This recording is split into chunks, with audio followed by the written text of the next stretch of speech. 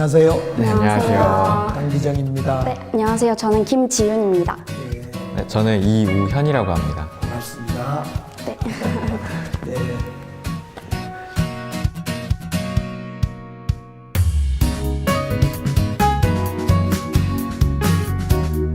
오늘 저 처음 뵀는데 저 잘 모르시죠? 아, 저는 성함은 많이 들어봤는데 얼굴 뵌 거는 처음이에요. 혹시 송기정 마라톤 선수랑 헷갈린 거 아니에요? 그건 아니에요. 저는 그래도 제가 북구 주민이다 보니까 이름을 제가 종종 들었어요. 그래서 익숙합니다. 그러면 투표 그동안 해보셨어요? 네, 저는 투표했었는데 그러니까 지역구가 달라가지고 저를 찍어본 적은 없으시고 네네. 정치인들 잘 만날 게도 없고 잘 모르죠? 네. 네. 가까운 정치인 있으세요? 누구 국회의원이나 또는 지방의원? 아니요. 네. 문재인 대통령은 아실 거 아니에요? 최근에 기사를 봤었는데 뭐 강추 토크 같은 것도 진행을 하셨고요. 요즘에는 어떻게 지내시는지 궁금합니다. 최근에 저는 이제 그 국회의원 생활 쭉 하다가 최근에는 시간 여유가 좀 있어서 현장을 좀 많이 다녔어요. 예를 들면 중소기업 현장, 기업 현장도 다니고 또 전남 군청이나 여러 군데에서 이제 문재인 정부 되고 나서 어떻게 할까 이런 호남의 우리 공무원들은 어떻게 생각하고 살아야 될까 이런 특강 요청이 와서 특강도 좀 많이 다니고 있고 그렇게 시간 보냈어요. 12년간 국회의원으로 지내시다가 지난 총선 이후로 시간이 좀 많아지셨을 것 같은데 네. 어떠셨어요? 그렇죠. 국회의원 시절에는 국민들이 국회의원 진짜 안 좋아하잖아요. 꺼져버려, 빠져버려 막 그러잖아요. 그리고 별로 뭐 국회의원 인기도 없고. 그런데 국회의원들은 또 나름대로 입법부를 대표해서 국민을 대표해서 입법부 구성을 해서 열심히 하는데 12년 동안 저도 뭐 죽으라고 했어요. 뭐 알아주든 알아주지도 않든 죽으라고 하는데 이제 국민들은 맨날 야단치죠. 똑바로 해라, 잘해라, 제대로 해라. 12년 동안 열심히 하다가 작년 5월 말로 해서 저도 이제 의정활동을 끝내고 요즘엔 시간이 많아져서 생각을 많이 했어요. 생각을. 그래서 그전에는 그 현안에 떨어진 막 일처리에 급급하다가 작년부터 올해까지 한 2년 동안은 시간이 많다 보니까 생각을 많이 하게 됐죠. 물론 대한민국 우리 사람들 저도 그랬고 청년 시절부터 정신없이 살았던 것 같아요. 그냥 저는 청년 시절에는 민주화 운동을 하면서 정신없이 살았고 철이 좀 들었을 때는 정치한다고 정신없이 살았고 지금은 이제 뭐 가정도 꾸릴라 그러니까 도대체 생각할 틈도 없고 사유할 시간도 없고 우리 대한민국 국민들이 책을 볼 시간이 없다는 거잖아요. 술도 먹어야지요. 밤에 또 친구도 만나야 되지요. 또 기업 취직에 있는 사람은 비즈니스 계속 해야지. 그래 도대체 생각할 틈이 없고 그러다 저도 작년에 이후에 쉬면서 생각을 많이 할 수 있었어요. 그거이 너무너무 좋았죠. 그럼 그때 겪으셨던 생각이나 그리고 또 그 기간이 하필이면 국정농단 그 촛불 네. 시위 때하고 이제 대통령님 만들기하고 시간이 겹쳤잖아요. 그때는 좀 어떠셨나요?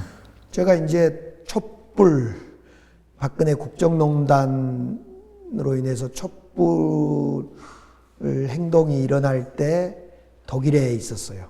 저도 독일 베를린 자유대에 머물었는데 7개월 동안 독일에 있었는데 그 중에 베를린 자유대에 있으면서 거기에 이제 교민들 또 유학생들하고 저도 독일의 블란덴부르크 문 앞에서 우리는 2주에 한 번씩 촛불을 들었는데 한 4번 들었죠. 저도 있는 동안에.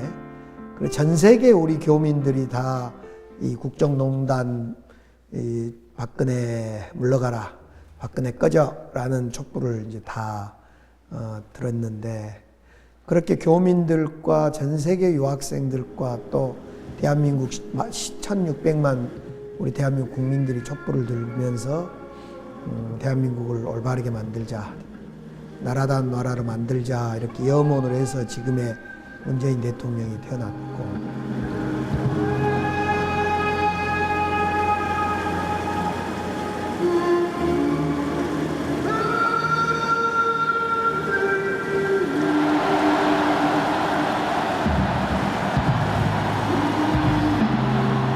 저는 이제 베를린에서 막 촛불도 들고 그랬단 말이에요. 재미가 없었어요, 별로.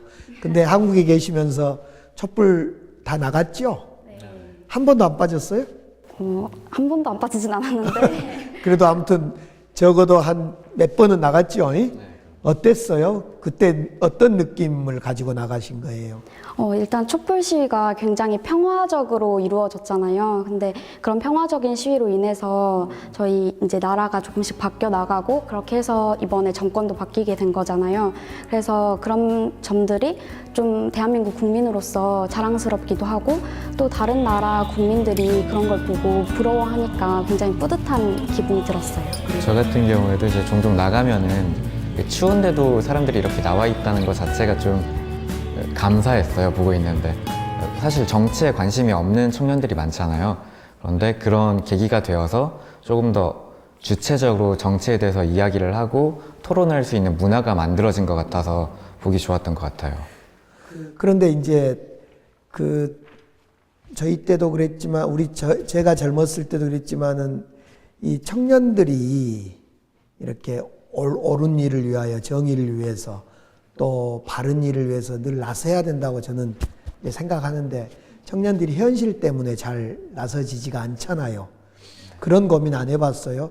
내가 현실에 문제가 있고 옳은 어떤 나라를 구하는 어떤 일이 있을 때 이거 충돌할 때 어떻게 하지? 이런 고민. 그런 거 혹시 안 해보셨어요? 그런 고민 들었던 것 같아요. 딱 저희 그 촛불 시위 했을 즈음이 저희 그 기말고사 기간이기도 했고, 딱 걸렸다. 예. 그러다 보니까 좀 어려운 점들이 있었어요. 고민이 되는 부분들이 많았던 것 같아요. 뭐 촛불 시위 이걸 참여 안 하고 시험 공부를 좀 더 해? 이런 그러니까요. 고민도 좀 네, 들었었고 그럴 것 같아요. 그런데 그렇게 촛불 시위의 행진에 다 참여했고 대한민국에 1600만 명이 연인원 참여해서 이번 제가 독일에 있었던 그 에버트 재단이라고 있어요. 그 에버트 재단에서 인권상을 우리 한국의 촛불에 인권상을 주기로 결정을 해서 독일의 프리드리히 에버트 재단이 집회에 참여한 시민들을 에버트 인권상 수상자로 선정했습니다. In our view, the People's Candlelight demonstrations have given the whole world evidence of this important fact. 새로운 정부가 들어서면서 광주 민주화 운동에 대한 그 진상 규명이 좀 활발하게 진행이 되고 있잖아요. 재학 시절 직접 참여하셔서 의미가 더 깊으실 것 같은데 어떠세요?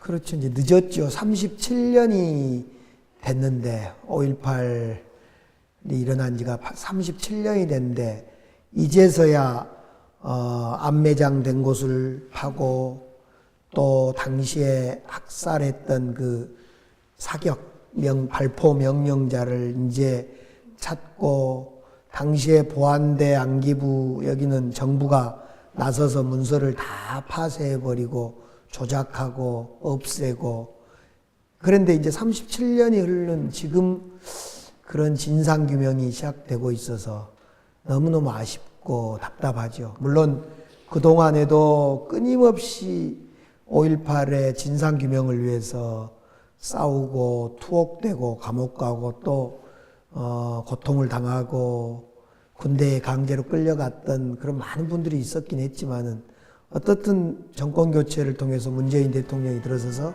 새로 이제 이렇게 진상규명되고 너무 기쁘고 그러죠.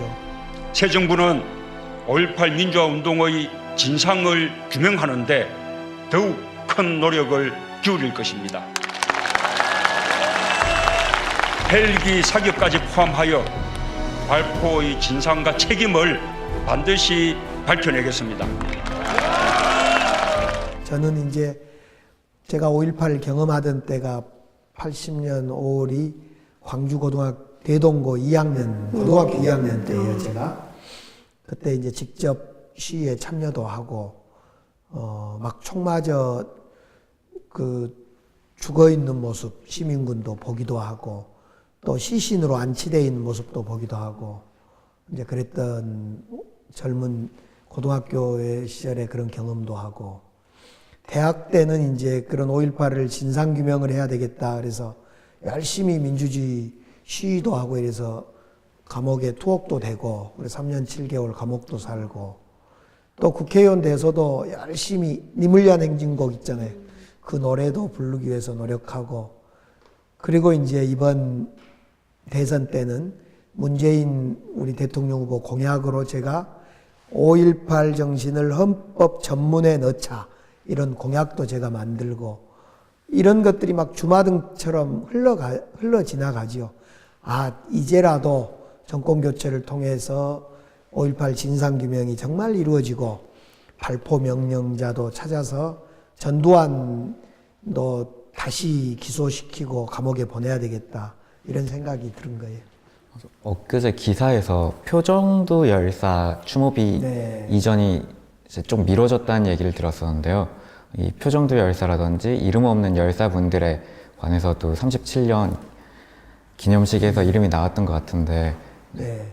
그러니까 문재인 대통령이 참 훌륭했던 이유가 그동안 5.18은 5.18로 보고 민주화운동은 민주화운동으로 따로따로 떼어놨잖아요.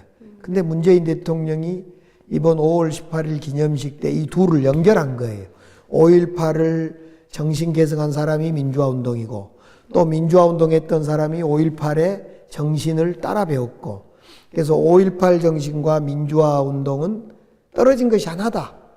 이렇게 처음으로 정말 대통령 입을 통해서 문재인 대통령이 기념식장에서 선언을 한 거죠.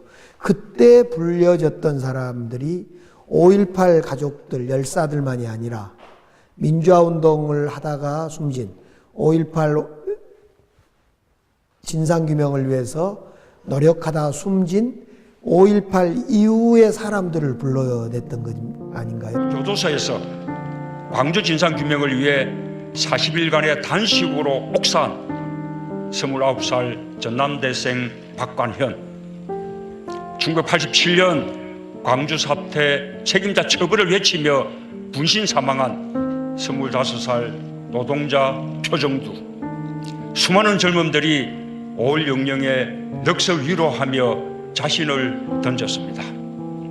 특히 이제 표정도 열사가 86년에 분신을 해서 서울에서 분신을 해서 사망을 하는데 그때 5.18 진상규명을 외치면서 분신해서 죽는데 그때는 저는 감옥에 가 있었어요. 표정도 열사가 이제 대학을 다니다가 군대를 가서 복학할 때 저는 감옥을 가고 제가 감옥에 사는 동안에 표정도 열사가 그 분신을 해서 죽었기 때문에 사실은 표정도 열사랑 제가 철들어서는 본 적이 없죠. 이제 예전에 고등학교 때 잠깐 본 기억이 전부고. 그런데 이 표정도 열사를 문재인 우리 대통령이 이제 살려낸 거죠, 다시.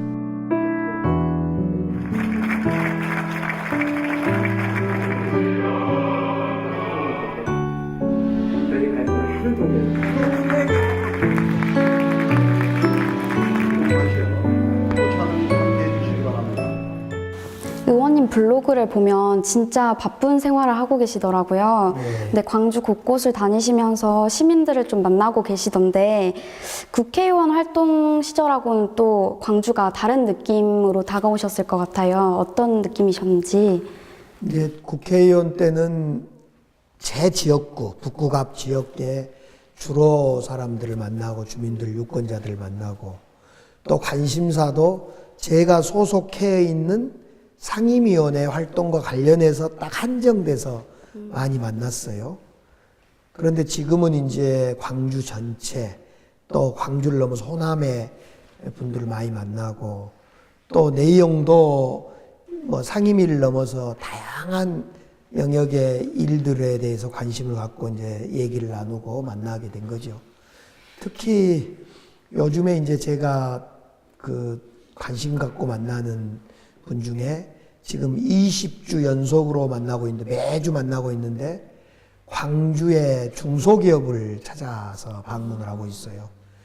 또 이제 광주의 기업은 어떻게 생겼을까?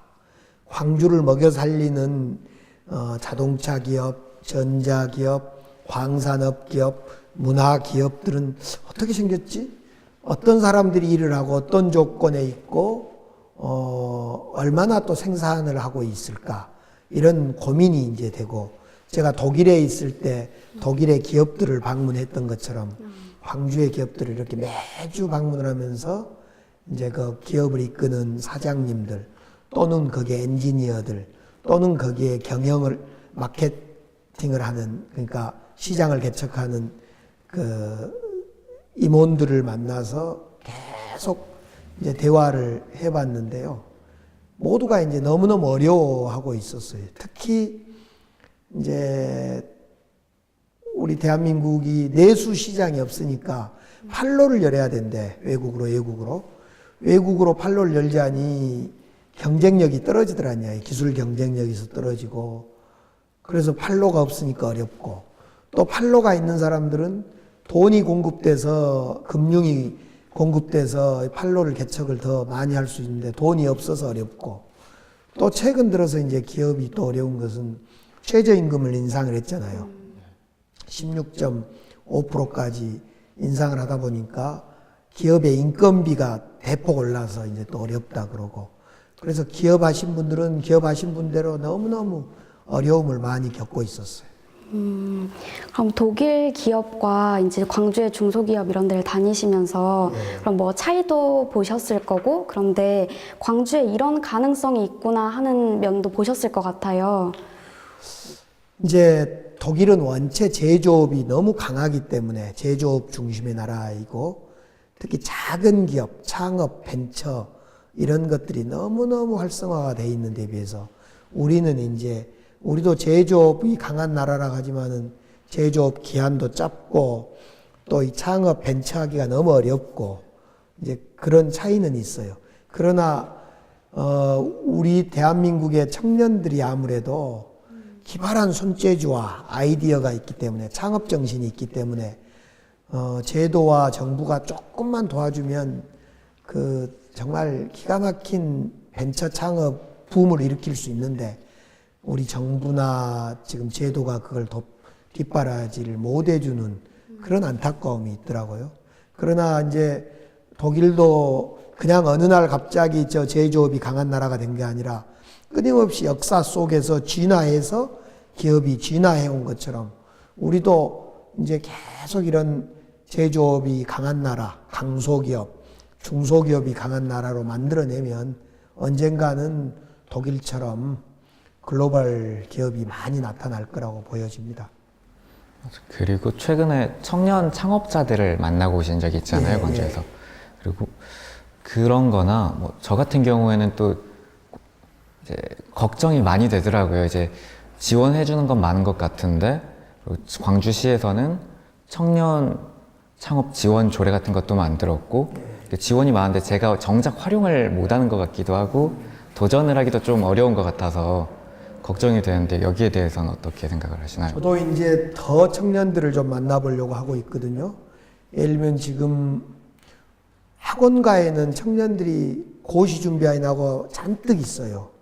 그리고 최근에 제가 동구에 있는 아이플렉스에 가서 청년들을 만났는데, 또 그 청년들은 새로운 창업 벤처 어떤 아이디어를 막 내놓고 있는 그런 또 기업가 청년들이었고, 특히 이제 이 기업가 청년들은 앞서 말씀드렸듯이 조례로 시에서 지원도 하고 그러지만 일단 수도 한정이 돼 있고 많지 않아요. 한 20-30명, 최대 한 400명 이렇게 수가 제한돼 있고, 두 번째로는 지원을 하더라도 우선 그 지원을 어떤 지원을 한지 청년 창업 하고 싶어하는 청년들이 모르고, 정부 지원도 있고 시 지원도 있고 있는데 잘 모르고, 또는 지원을 받는다 하더라도 이것이 일정 시점 내에 반드시 성과를 내야 되기 때문에 만약 실패를 하게 되면 또 지원을 안 해줍니다. 그러니까 실패가 들어온 거예요.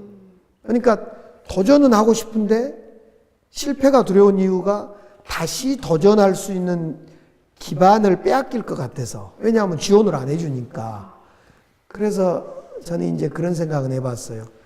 실패가 스펙이 돼서 실패한 것이 많으면 많을수록 자랑거리가 되는 어떤 창업 도전자가 나타났으면 좋겠다. 또 그런 제도와 환경을 만들려면 어떻게 해야 될까? 그런 고민에 제가 지금 빠져 있습니다. 저도 아직은 청년 창업 내지는 청년 지원에 대해서 어떻게 해야 될까? 크게는 알겠는데 좀 더 구체적으로 지금 열심히 그래서 만나려고 하고 있고, 지금 아이플렉스나 또 옛날에 충장로에 있는 학생회관에 있는 그곳, 그 다음에 청년 기업들, 제가 이제 저기 남구에 있는 CGI 센터 이런 데도 가면서 도대체 어떻게 청년들의 아이디어를 지원할 거냐, 이런 고민을 하고 있습니다. 최근에 저희가 이제 또 하나 제안한 건, 토론회에서 제안했던 건 뭐냐면, 앞으로의 산업은 이 데이터를 가지고 돈이 되는 제4차 산업혁명 시대에 이 데이터를 모아서 데이터가 돈이 되는 이런 기업을 지원하려면 그런 조직이 하나 있었으면 좋겠다. 그래서 데이터 산업 진흥원이라는 것을 하나를 시청 같은 데 내부에 조직을 만들어서 데이터를 가지고 창업하는 데 도움 주는 그런 행정 조직도 하나 만들었으면 좋겠다. 이런 생각을 좀 하면서 공부를 하고 있어요, 저도. 아주 개인적인 질문일 수도 있는데요. 지난 한국 시리즈 때 그 기아 챔피언스 필드에 하루 간격으로 문재인 대통령님이랑 네. 정세균 국회의장님이 오셨는데 이걸 혹시 미리 알고 계셨나요? 그건 비밀인데.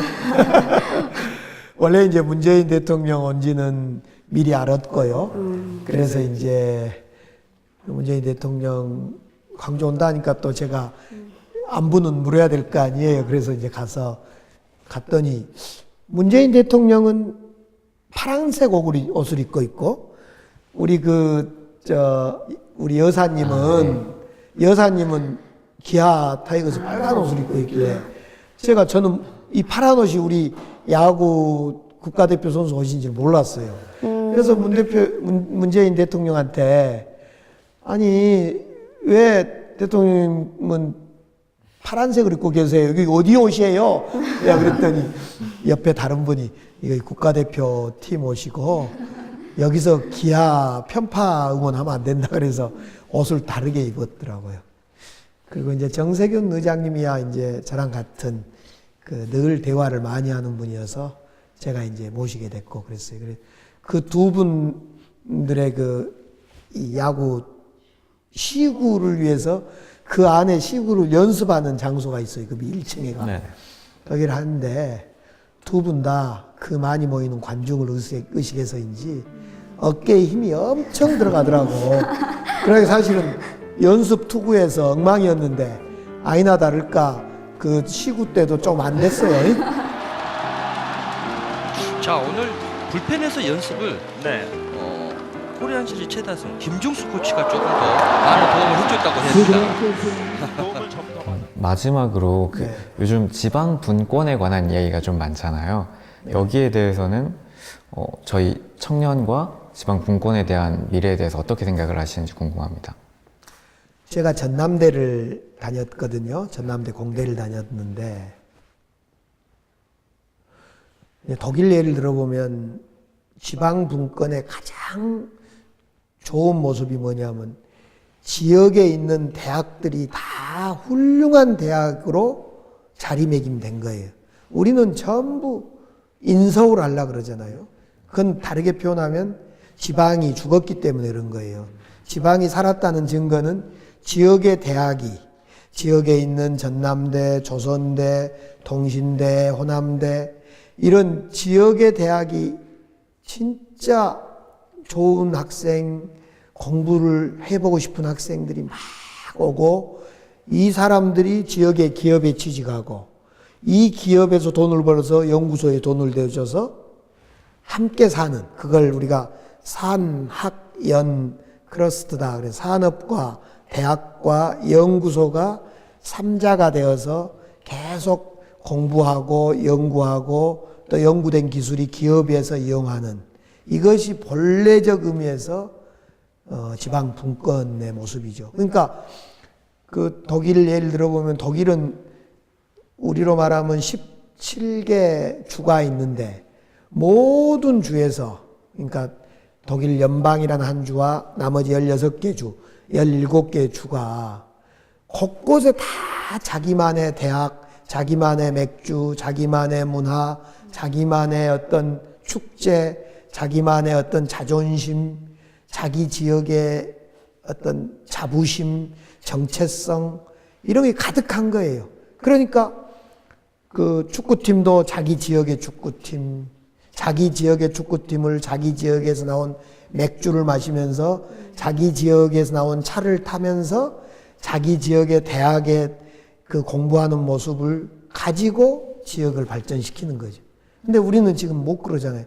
전부 서울로만 가야 되고 서울 안 가면 사람도 아닌 것 같고 지방대 다니면 괜히 코 빠져야 되고 기죽어야 되고 이런 것이 지방 분권의 다른 잘못된 모습인 것 같아요. 고리 가야 될 것 같아요.